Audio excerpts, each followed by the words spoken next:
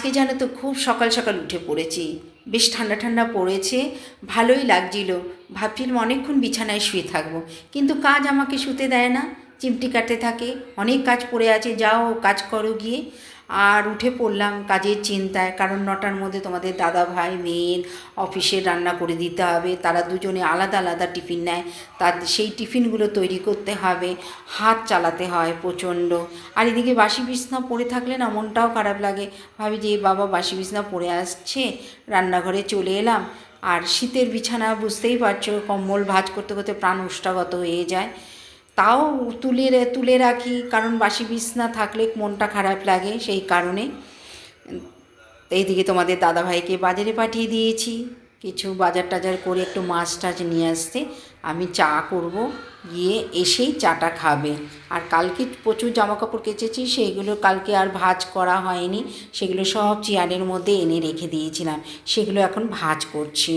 তারপরে যাব রান্নাঘরে, কারণ এইগুলো পরে আর হবে না, বেলা হয়ে যায়, তখন আর ইচ্ছে করে না, পড়েই থাকে কাজগুলো।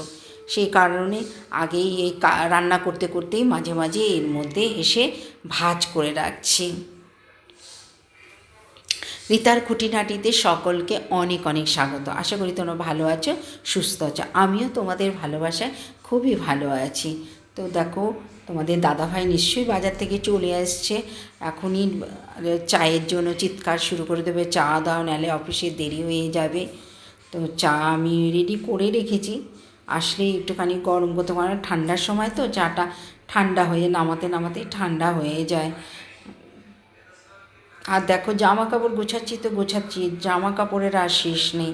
আর পাশের বাড়ির কাকিমা এসে বলে, সারাদিন তুমি কি করো, দুজনে থাকে না, তুমি তো একাই থাকো সংসারে, সমস্ত কাজ যে করতে হয় সেটা তো আর কেউ দেখে না, যে কিভাবে কাজগুলো করতে হয়। সবাই ভাবে যেন আরামে আছি, খাচ্ছি ঘুমোচ্ছি সারা দুপুর ধরে, কিন্তু প্রচুর কাজ ফেলে যায়, সেইগুলো করতে করতেই দিন শেষ হয়ে যায় আমার।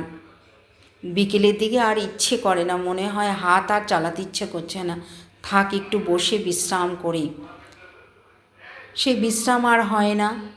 দেখো রান্নাঘরে চলে এলাম, এবার তাদেরকে টিফিন রান্না মোটামুটি হয়ে গেছে, বেশি একটা কিছু করিনি, মাছ ভাজা বেগুন ভাজা আর ডাল করে ওদেরকে দিয়েছি, খেয়ে চলে যাবে। আর টিফিনটা আমাকে একটু স্পেশালভাবেই করে দিতে হয়, কারণ যাওয়ার সময় তাড়াহুড়ো করে খায় তো ভালো করে খেতে পারে না, টিফিনটা আমি একটু মজাদার করেই দিই। আমি টিফিনের প্রতিই সময়টা নষ্ট করি, রান্নায় কিন্তু অতটা সময় নষ্ট করি না, কারণ আমি জানি ভালো করে রান্না করে দিলে ওরা খেয়ে যেতে পারবে না, এত তাড়াহুড়ো করে যে পুরো রান্না খেতে পারে না ওরা।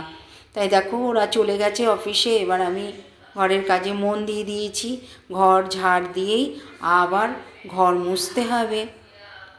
তাই ঘর টর মোছা হয়ে গেছে, এবার দেখো একটু নিজের জন্য ফল কেটে নিলাম, একটু খাবো, খেতে খেতে তোমাদের সঙ্গে গল্প করব।